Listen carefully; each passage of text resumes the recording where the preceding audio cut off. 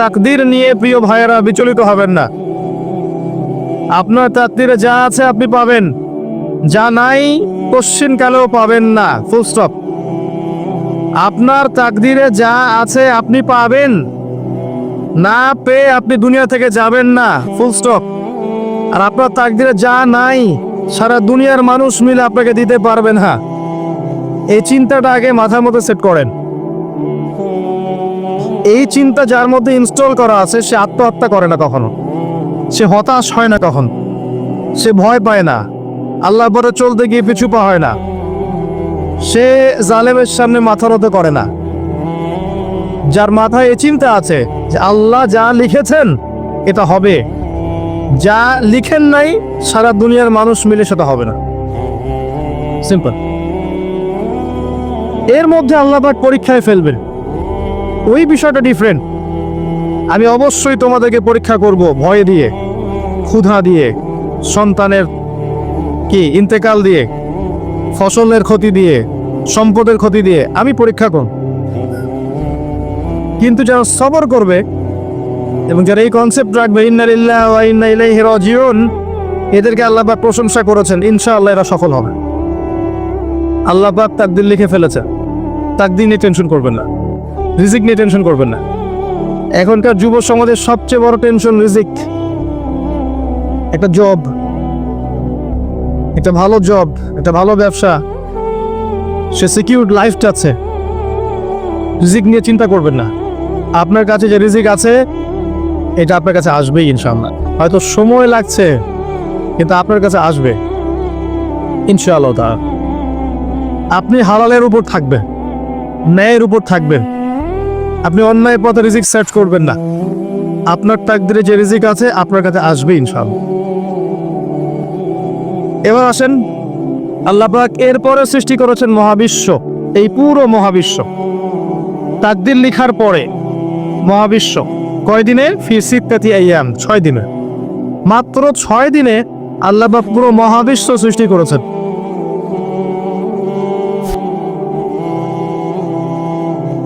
হুয়াল্লাযী খালাকাস সামাওয়াতি ওয়াল আরদা ফি সিত্তাতি আইয়াম সুম্মা ইস্তাওয়া আলাল আরশ। সূরা হাদীদের মধ্যে একটা আছে, তিনি সে আল্লাহ যিনি এই মহাবিশ্ব সৃষ্টি করেছেন 6 দিনে, এরপরে আরশের উপর সমাসীন হয়েছেন। আল্লাহ পাক এর একদিন আমাদের একদিনের মতো নয়, বরং কিয়ামতের মাঠে যেদিন আমরা দাঁড়িয়ে থাকব এই দিনটা হবে আল্লাহর হিসেবে 50,000 বছরের সমান। মানুষ অস্থির হয়ে থাকবে, বিচার শুরু হচ্ছে না কেন। অপেক্ষা করা কাজটা খুব যন্ত্রণাদায়ক, তাই না? কারো জন্য অপেক্ষা করা, অপেক্ষা করে আছেন, 1 ঘন্টা পর আসবে, এলো না, আপনি অস্থির হবেন। 2 ঘন্টা পরে এলো না, 10 ঘন্টা পরে এলো না, আপনি অস্থির হবেন, পায়চারি করবেন, বই পড়বেন, নাস্তা খাবেন, হাঁটাহাঁটি করবেন, আপনি ব্যাকুল হয়ে যাবেন। অপেক্ষা করা একটা ডিফিকাল্ট কাজ। কিয়ামতের মাঠে মানুষ 50,000 বছর অপেক্ষা করবে, বিচার শুরু হচ্ছে না কি জন্যে? সবাই গিয়ে ধন্না দিবে, প্রথমে আদম আলাইহিস সালাম, তারপরে নূহ আলাইহিস সালাম, ইব্রাহিম, মূসা, ঈসা আলাইহিমুস সালাম। আল্লাহর কাছে একটু সুপারিশ করেন, বিচার যেন শুরু হয় অ্যাটলিস্ট। কেউ কিচ্ছু করতে পারবে না, কারণ সবাই বলবে ইয়া নাফসি, ইয়া নাফস। দূর থেকে একজনের আওয়াজ আসবে, যিনি ইয়া নাফসি বলছেন না, যিনি বলছেন ইয়া উম্মতি, ইয়া উম্মতি। সবাই তার কাছে যাবে এবং তিনি আমাদের নবী মুহাম্মদুর রাসূলুল্লাহ সাল্লাল্লাহু আলাইহি ওয়াসাল্লাম সিজদায় পড়ে যাবেন এবং তার উম্মার জন্য সুপারিশ করবেন। উম্মার কবিরা গুনাহগার ব্যক্তিদেরকে সুপারিশ করে তিনি জান্নাতে নিয়ে যাবেন ইনশাআল্লাহ। আল্লাহ তাকে ওয়াদা করেছেন, হে নবী, তোমার উম্মতের কোনো ব্যক্তি যদি শিরিক না করে আমার সামনে উপস্থিত হয় আমি তাকে মাফ করে দেব ইনশাআল্লাহ। হাদিসে কুদসির মধ্যেও আছে যে হে আদম সন্তান, তুমি যদি দুনিয়ার সমান পাপ নিয়ে, আসমান জমিন সমান পাপ নিয়ে আমার সামনে দাঁড়াও, কিন্তু আমার সাথে কাউকে শরীক করনি, তাহলে আমি আল্লাহ তোমার সামনে আসমান জমিন সমান ক্ষমা নিয়ে উপস্থিত হব ইনশাআল্লাহ। শোনেন, 1999 জন মানুষ জাহান্নামে যাবে। প্রতি 1999 জন মানুষ জাহান্নামে যাবে। সহিহ বুখারীর হাদিস 4 বার এসেছে।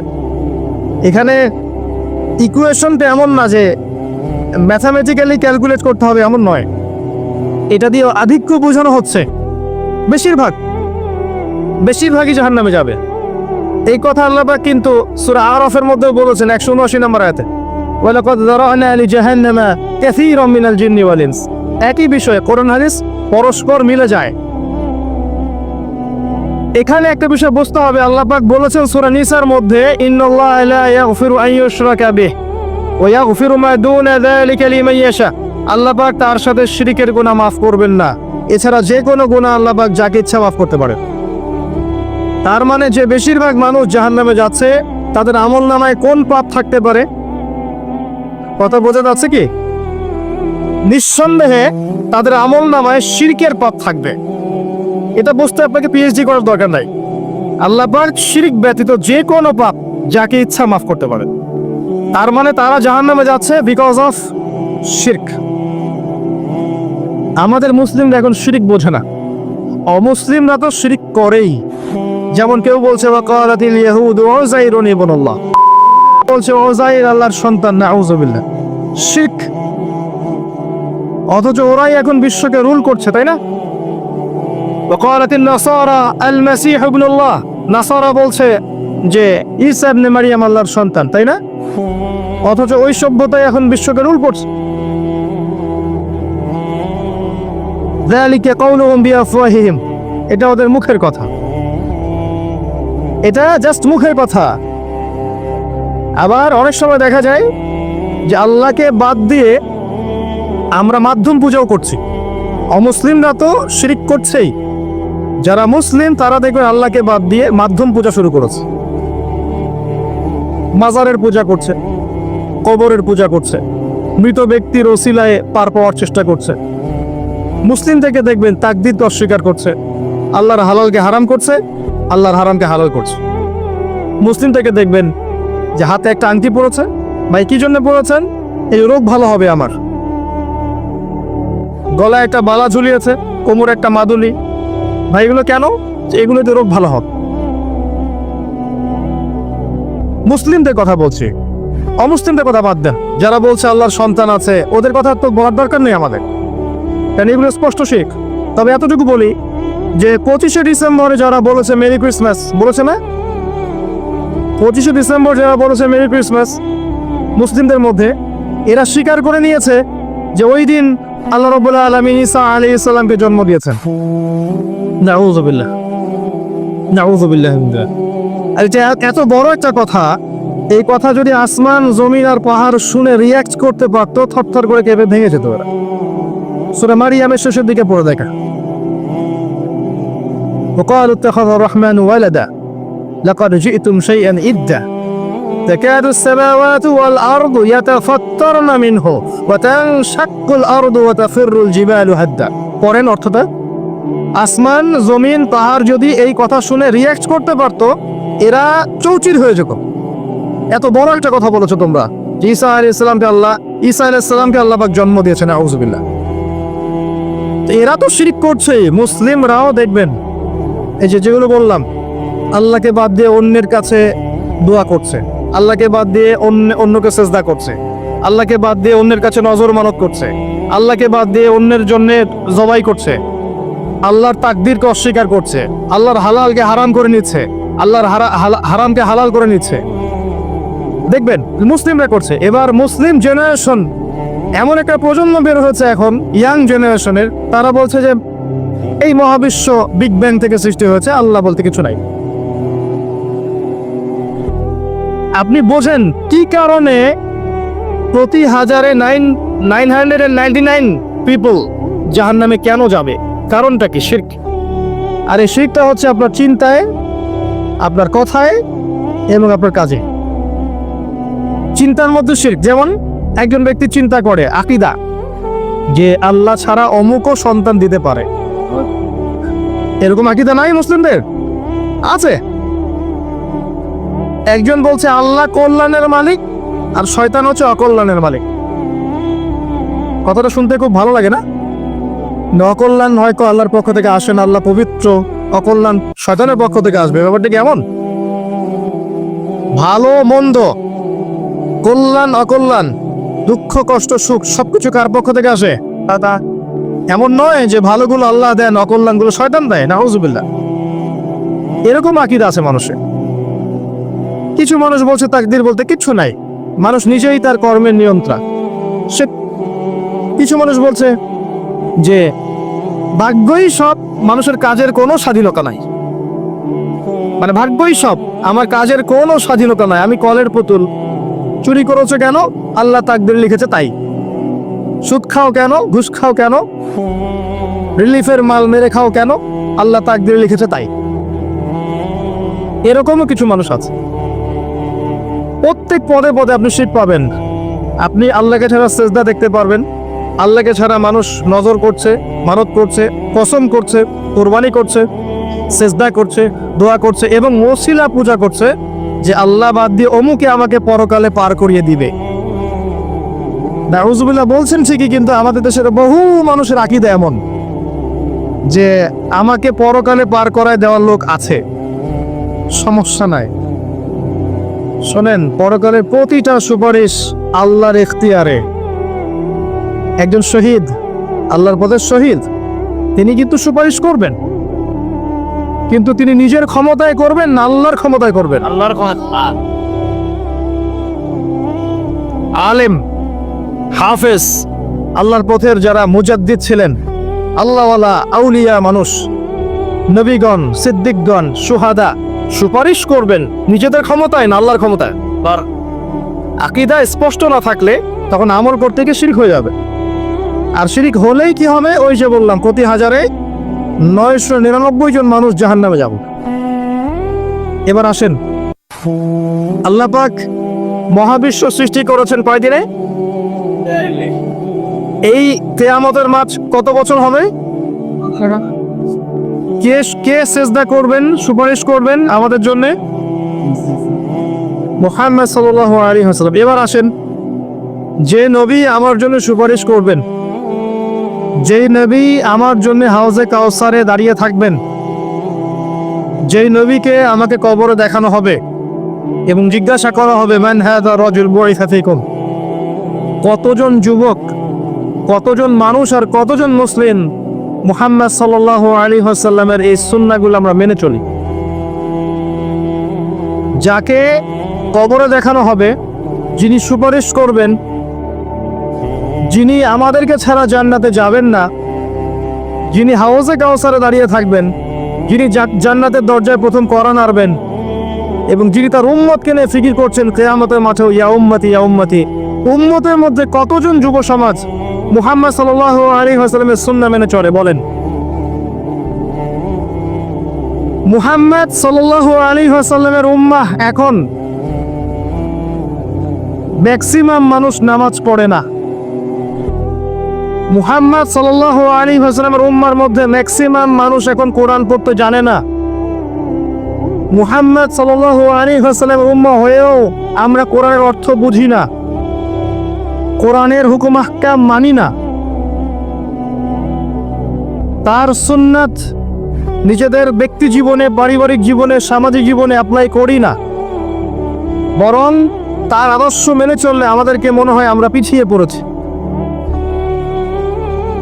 কোন মুখ নিয়ে আমরা তার সামনে দাঁড়াবো এটা ফিকির করতে হবে। আল্লাহ পাক মুহাম্মদ সাল্লাল্লাহু আলাইহি ওয়াসাল্লামকে বলবেন কিয়ামতের মাঠে, সূরা ফুরকান নিয়ে আলোচনা হচ্ছিল না? ওই সূরাতেই আছে। আল্লাহ পাক বলবেন যে তোমার কওমের কি হয়েছিল, কিভাবে বিভ্রান্ত হলো তোমার কওম। নবী সাল্লাল্লাহু আলাইহি ওয়াসাল্লাম শিকায়াত করবেন, ইন্না কওমি ইত্তাখাযু হাযাল কুরআনা মাহজুরা। শিকায়াতটা শোনেন, শিকায়াতটা শোনেন। নবী সাল্লাল্লাহু আলাইহি ওয়াসাল্লাম বলবেন, আমার কওম হে আল্লাহ কোরআনকে পরিত্যাগ করেছিল, আমার কওম হে আল্লাহ কোরআনকে পরিত্যাগ করেছিল। কি করছি কোরআন কেন্দ্রিক আমরা? কতজন কোরআন পড়তে জানি? হাত উঁচু করেন দেখি। মাশাআল্লাহ, নামা সংখ্যা অনেক, আলহামদুলিল্লাহ। এবার বলেন কতজন কোরআনের ভাষাটা বুঝি? হাত উঁচু করেন দেখি। কোরআন পড়েন মাশাআল্লাহ। আয়াতুল কুরসি মুখস্থ আছে কয়জনের? হাত তুলুন। সবার মুখস্থ আছে। এবার বলেন কতজন অর্থ জানেন আয়াতুল কুরসির অর্থ? এটা পরিচিত আয়াত বললাম, একদম পরিচিত। 4-5 জন। দেখেন, ইন্না কওমি ইত্তাখাযু হাযাল কুরআনা মাহজুরা। যে কিতাবের ভিতরে ঢুকতে পারিনি আমরা, তার হুকুম আহকাম বিধিবিধান কেমন করে বাস্তবায়ন হওয়া সম্ভব বলেন? আল কোরআনের আলো যে ঘরে ঘরে জ্বালাতে চাই আমরা, প্রত্যেক ঘরের মানুষ যদি কোরআন না পড়ে না বোঝে কিভাবে জ্বলবে আমাকে বলেন? শুধু স্লোগান দিয়ে জ্বলবে? শুধু শোডাউন করে জ্বলবে? আইওয়াশ করে জ্বলবে? আর এই জ্বলানোর দায়িত্ব কি সবার আগে রাষ্ট্রের না ব্যক্তির? ব্যক্তি ঠিক হচ্ছে না, রাষ্ট্রের দিকে আঙুল তোলার কি দরকার? তো নিজেই ঠিক হচ্ছে না। নামাজ পড়তে রাষ্ট্র বাধা দিয়েছে নাকি? কোরআন তেলাওয়াত শিখতে রাষ্ট্র বাধা দিয়েছে? আরবি ভাষা শিখবেন, আপনি ব্যাকরণ শিখবেন, মাদ্রাসায় পড়বেন, কোরআন হাদিস গবেষণা করবেন, রাষ্ট্র বাধা দিয়েছে? নিজেই ঠিক হচ্ছে না, মানুষের দিকে আঙুল তোলার সময় মাশাল। আপনি তো এমন একটা যুগে আছেন, এখন এমন একটা সমাজে আমরা এখন বসবাস করছি, যেই সমাজে এবং যেই বিশ্বে বৈশ্বিক কন্ট্রোলটা মুসলিমদের হাতেই নাই। পুরো বিশ্বের কন্ট্রোলটা মুসলিমদের হাতে নেই এখন। বিগত 100 বছর ধরে আমরা যে আপোষে ইখতিলাফে লিপ্ত ছিলাম, এই সময়গুলোর মধ্যে পৃথিবীর একটা সভ্যতা এত রাইজ করে গেছে যে তারা এখন আমাদেরকে উঠতে বললে উঠি, বসতে বললে বস। হ্যাঁ, বাস্তবতা এমন। অনেকে মনে হতে পারে না কথা ঠিক নয়, কথা ভুল। বাস্তবতা এমনই। পৃথিবীর বড় বড় সেকশন, পলিটিক্স, ইকোনমিক্স, আপনার জিওপলিটিক্স, মিডিয়া, সামরিক বিষয়, প্রযুক্তি, শিক্ষা এবং দর্শন, এই সমস্ত বিষয়গুলো এখন করে। জান, আপনি মনে হতে পারে না কথা সম্পূর্ণ ঠিক নয়, কিন্তু বাস্তবতা এমন। বাস্তবতাটা এমন। অথচ সংখ্যায়, ভৌগোলিক দিক থেকে, আয়তনে, জনবলে, প্রাকৃতিক সম্পদে মুসলিমদের চেয়ে সেরা কেউ নাই পৃথিবীতে। তারপরেও আমাদের এই অবস্থার কারণ কি জানেন? ওই যে ইন্না কওমি ইত্তাখাযু হাযাল কুরআনা মাহজুর। আমার কওম আল্লাহ কোরআন থেকে দূরে ছিল, কোরআনকে পরিত্যাগ করেছে। কারণগুলো বলছি শোনেন। কারণ হচ্ছে কোরআন থেকে দূরে থাকা, কারণ হচ্ছে নবী সাল্লাল্লাহু আলাইহি ওয়াসাল্লামের সুন্নাহ থেকে দূরে থাকা, কারণ হচ্ছে আপোষে ইখতিলাফ, বিভেদ, অনৈক্য, কারণ হচ্ছে আপোষে গীবত, তহমত, কাদা ছড়াছড়ি, সমালোচনার সংস্কৃতি, কারণ হচ্ছে আমাদের হারাম রিজিক, কারণ হচ্ছে পারিবারিক আদর্শের মূল্যবোধের অবক্ষয়, কারণ হচ্ছে দুর্নীতি, করাপশন, কারণ হচ্ছে বিশ্বকে চ্যালেঞ্জ করার মানসিকতার অভাব, কারণ ধৈর্যের অভাব, সাহসের অভাব, কারণ হচ্ছে সেই নববী যুগের ঈমান, আমল, তাকওয়ার অভাব। উমর রাদিয়াল্লাহু আনহুর যুগে আমরা এমন ছিলাম? উসমান রাদিয়াল্লাহু আনহুর সময় এমন ছিলাম? আলী ইবনে আবি তালিবের সময় এমন ছিলাম? আবু বকর সিদ্দিকের সময় এমন ছিলাম? উমর রাদিয়াল্লাহু আনহুর যুগে ওই খেজুর পাতার মসজিদে বসে একটা হুঙ্কার ছাড়লে রোমান সম্রাট হিরাক্লিয়াসের এই যে তখ্ত থরথর করে কেঁপে যায়। খেজুর পাতার মসজিদ, বসে আছেন, শুয়ে আছেন খলিফা মাটির মধ্যে, এই যে খেজুরের চাটাইয়ের উপরে।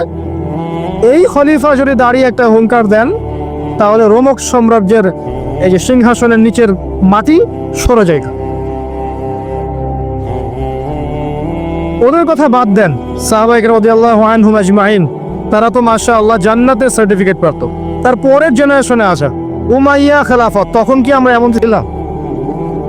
দীর্ঘদিন, প্রায় 132 বছরের মতো তারা শাসন করেছে।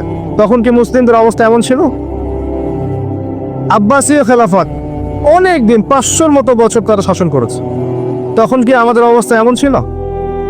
হ্যাঁ, একবার এমন হয়েছিল। কখন জানেন? হালাকু খায়ের সময়। মঙ্গলদের নাম শুনেছেন? চেঙ্গিস খান নাম শুনেছেন? আচ্ছা, ওরা যখন বাগদাদকে আক্রমণ করেছিল তখন মাত্র 40 দিনের ব্যবধানে বাগদাদকে তারা ধ্বংসস্তূপে পরিণত করেছে। কথিত আছে 10 লাখ, কেউ বলে 15 লাখ, কেউ বলে 20 লাখ মানুষকে 40 দিনের মধ্যে হত্যা করা হয়েছে। ম্যাসাকার। আপনাদেরকে একটা তথ্য দেই, যখন মঙ্গোলিয়ানরা বাগদাদকে আক্রমণ করছিল তখনও কিছু মানুষ বসে বসে ইখতিলাফ করছিল এই কাকড়ার মাংস খাওয়া যায় কি যায় না। আমার কথা বুঝে আসে না? যখন মঙ্গোলিয়ানরা মুসলিমদেরকে আক্রমণ করছিল বাগদাদে এবং লাশের পর লাশ ফেলে দিচ্ছে, তখনও কিছু মানুষ বসে বসে তর্ক করছে, বাহাস করছে কাকড়া খাওয়া জায়েজ না না জায়েজ। ওই সময় নিশ্চয়ই এটা গুরুত্বপূর্ণ কাজ ছিল নাকি? ওই সময় গুরুত্বপূর্ণ কাজ কি ছিল বলেন? ওদেরকে প্রতিহত করা নয় কি? এখন যারা মুসলিমদের সাথে এমন আচরণ করছে, এখনো কি আমরা সেই কাজই করছি না? এই মানসিকতা থেকে বের না হতে পারলে কি আমাদের উন্নতি হবে ভাই? মৌলিক কাজে আসেন, প্রচুর পড়াশোনা করতে হবে। প্রথম কাজ, একটা দেশ, একটা সরকার থাকে, প্রশাসন থাকে, জনগণ থাকে, ওলামা কেরাম থাকে, যুব সমাজ থাকে, থাকে না? এরা সবাই এক না আলাদা? এরা সবাই একটা নেশন না আলাদা? একেবারে শত্রু না মিত্র? একেবারে ভাই না শত্রু? এরা সবাই একটা নেশন, একটা বডি না? একটা দেহের একটা অংশে আঘাত পেলে অন্য অংশ ব্যথা পায় না? ব্যথা পায়। যদি ব্যথা না পায় তাহলে ওই অংশটা প্যারালাইজ না? অবশ্য আমরা সবাই এক, এই কনসেপ্টটা ভুলে গেছি। আমরা সবাই মিলে যে একটা জাতি, কনসেপ্টটা ভুলে গেছি। আমরা আপোষে নিজেদের সাথে লড়ছি, ধর্মনেতা আর এক ধর্মনেতার সাথে, এক আলেম আর এক আলেমের সাথে, এক বক্তা আর এক বক্তার সাথে, এক পলিটিক্যাল দল আর এক পলিটিক্যাল দলের সাথে, একটা ধর্মীয় দল একটা ধর্মীয় দলের সাথে। দেখবেন আমরা আপোষে লড়ছি, অথচ আমরা সবাই কিন্তু এক। প্রথমত আমরা আল্লাহর বান্দা, এরপর আমরা মুসলিম, আমরা একই জাতীয়তায় বিশ্বাস। এখন একটা বিভক্ত জাতিকে দমন করা কি কঠিন না সহজ? কথা বলে সহজ না কঠিন? যখন আমরা বিভক্ত তখন আপনাকে আমাকে সহজেই তারা দমন করতে পারবে, কোনো সমস্যা নেই। যদি আমরা ঐক্যবদ্ধ থাকতে পারতাম তাহলে আজকে আমাদের অবস্থাটা হতো না। এই সারা বিশ্বে আমাদের যে অবস্থা, আপনি তাকান, সিরিয়া, ইরান, লেবানন, জর্ডান, যে কোনো দিকে তাকান, একটাই চিত্র দেখবেন, একটা চিত্রই দেখবেন যে রক্ত ঝরছে মুসলিমদের। কাদের? ছোট ছোট বাচ্চা, দুধের বাচ্চা, বোঝে না যে ভালো কি আর মন্দ কি, ন্যায় কি অন্যায় কি, এটাও বোঝে না। এদেরকে বোম মেরে হত্যা করে দেওয়া হচ্ছে। আর আমরা কি করছি ভাই? ওই যে, হ্যাঁ ঠিক বলেছেন, মাসালা আমাকে বলতে বলেন না, ওইটা নিয়ে আবার বিতর্ক শুরু হয়ে যাবে। ধরতে পারছেন আপনি ঠিকই, ইখতিলাফি যে বিষয়গুলো আছে এইগুলো নিয়ে আমরা আপোষে মত পার্থক্যে লিপ্ত আছি। মূল বিষয়ে কাজ করা উচিত নয় কি? মূল বিষয়গুলো কি কি? 1 নম্বর আকীদা। 1 নম্বর কি? আকীদা। সবার আকীদাগুলোকে পরিষ্কার করতে হবে। আকীদার মধ্যে কোনো শিরক থাকা যাবে না। কি থাকা যাবে না? শিরকি আকীদা নিয়ে আপনি আল্লাহর পথে কাজ করতে পারবেন না, সফল হবেন না। যাদের আকীদার মধ্যে শিরক আছে, শিরকি আকীদা নিয়ে আপনি সফল হতে পারবেন না, এটা সম্ভব না। 2 নম্বর, আমল ঠিক করতে হবে। আমলের মধ্যে বেদাত রাখা যাবে না। কি রাখা যাবে না? বেদাত রাখা যাবে, সুন্নত থাকতে হবে। 3 নম্বর, রিজিক খাবো, হারাম থাকা যাবে না, হালাল থাকতে হবে। না খেয়ে মারা যাবো তাও যাবো, হারাম খাবো। কথা বোঝা যায় কি? খাবো না, বা 3 বেলার জায়গায় 1 বেলা খাবো, হারাম খাবো, পারা যাবে ইনশাআল্লাহ। আমি জানি আর কেউ পারুক না পারুক, ইয়াং জেনারেশন পারবে ইনশাআল্লাহ। আর কেউ পারুক না পারুক, আমাদের তরুণ প্রজন্ম পারবে ইনশাআল্লাহ। 4 নম্বর, পরিবার গড়ব নববী আদর্শে। হ্যাঁ, পরিবার গড়তে গেলে অনেক ঝামেলা। দেখবেন মা কথা শোনে না, বাবা কথা শোনে না, বা স্ত্রী কথা শোনে না, ভাই কথা শোনে না। পরিবার সবাই যে আপনার মতাদর্শের হবে এমনটা যথেষ্ট নয়, মানে এমনটা জরুরি নয়। পরিবারের সবাই যে আপনার মতাদর্শের হবে এমনটা জরুরি নয়। নূহ আলাইহিস সালামের স্ত্রী কি মুমিন ছিল না কাফের? লূত আলাইহিস সালামের বউ স্ত্রী, তিনি কি মুমিন ছিলেন না কাফের ছিলেন? নূহ আলাইহিস সালামের ছেলে কি ছিল? নৌকায় উঠেছে, বলেছে আমি পাহাড়ে উঠে যাব, ওখানে আমি সেফ। মুহাম্মদ সাল্লাল্লাহু আলাইহি ওয়াসাল্লামের চাচারা ঈমান এনেছিল, তাকে বের করে দিয়েছে দেশ থেকে। আপনার অনেক ক্ষেত্রে এমন হয়েছে সলফে সালেহিনদের ছেলেরাও অনেক সময় অন্যায় করে ফেলেছেন, তারা নিজের হাতে বেত্রাঘাত করে শাস্তি দিয়েছেন, দেন নাই? পরিবারের সবাই, ইব্রাহিম তার পিতা কি কথা শুনেছে? পরিবারের সবাই যে এক আদর্শের হবে এমনটা জরুরি নয় না। আপনাকে আপনার আন্ডারে আপনার স্ত্রী, আপনার সন্তান, এদেরকে নিয়ে আদর্শ ইসলামিক পরিবার করতে হবে। আর বাকিদেরকে আপনি দাওয়াত দিবেন, কবুল করলে আলহামদুলিল্লাহ, না করলে আপনার দায়িত্ব শেষ। মূল কাজের কথা বলছিলাম, আকীদা ঠিক করা, শিরক থাকবে না। আমল ঠিক করা, বেদাত চলবে না। রিজিকে হালাল থাকবে, হারাম চলবে না। 4 নাম্বার, পরিবারের আদর্শ হবে নববী আদর্শে, এখানে কোনো অপসংস্কৃতি চলবে না। 5 নাম্বার, নিজের যেটুকু প্রতিভা আল্লাহ পাক দিয়েছেন এই প্রতিভাকে দিয়ে দিনের বিজয়ের চেষ্টা করতে হবে। আপনাকে আল্লাহ যা দিয়েছেন, মেধা, অর্থ, সময়, শ্রম, আপনার টাকা পয়সা, আপনার ভালো বুদ্ধি পরামর্শ, আপনি যতটুকু পারেন যে প্রতিভা আল্লাহ পাক দিয়েছেন ওই প্রতিভা দিয়েই দিনকে এগিয়ে নিতে হবে। পারা যাবে? বলতে পারলে বলেন, লিখতে পারলে লিখেন, অ্যাসোসিয়েট করতে পারলে অ্যাসোসিয়েট করেন মানুষকে। যদি আপনি একটা মসজিদ করতে পারেন, মসজিদ করেন। মাদ্রাসা করতে পারলে মাদ্রাসা করেন। ইয়েতিম প্রজেক্ট করেন, বিধবাদেরকে নিয়ে কাজ করেন। আপনি যেটা করতে পারেন একটা প্রজেক্ট করেন, কিছু একটা করেন দিনের জন্য। শিক্ষা প্রজেক্ট হোক, অর্থনৈতিক প্রজেক্ট হোক, সামাজিক প্রজেক্ট হোক, কিছু একটা করেন যাতে দেশ, জাতি, উম্মাহ আপনার দ্বারা উপকৃত হয়। করা যাবে? কাজগুলো কঠিন, কাজগুলো আসলে কঠিন, সবগুলো কাজ সহজ না।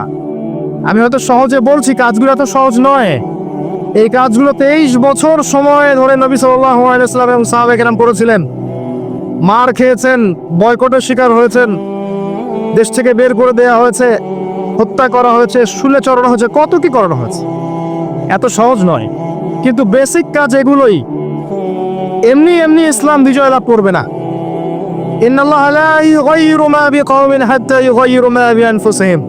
আল্লাহ পাক কোনো কওমের অবস্থা ততক্ষণ পরিবর্তন করেন না যতক্ষণ তারা নিজেরা নিজেদের অবস্থা পরিবর্তনের চেষ্টা না করে। কিন্তু আল্লাহ বলেছেন, কাম মিন ফিয়াতিন কলিলা গালাবাত ফিয়াতান কাসীরা। কত ক্ষুদ্র ক্ষুদ্র দল ছিল যারা বড় বড় দলের উপর বিজয় লাভ করেছিল আল্লাহর সাহায্যে। কখন বিজয় আসবে? একটা মূলনীতি বলছি, ইন তানসুরুল্লাহ ইয়ানসুরকুম। আবার বলেন, আয়াতটা বললাম, ইন তানসুরুল্লাহ ইয়ানসুরকুম ওয়া ইউসাব্বিত আকদামাকুম। যখন তোমরা আল্লাহকে সাহায্য করবা, আল্লাহ তখন তোমাদেরকে সাহায্য করবে।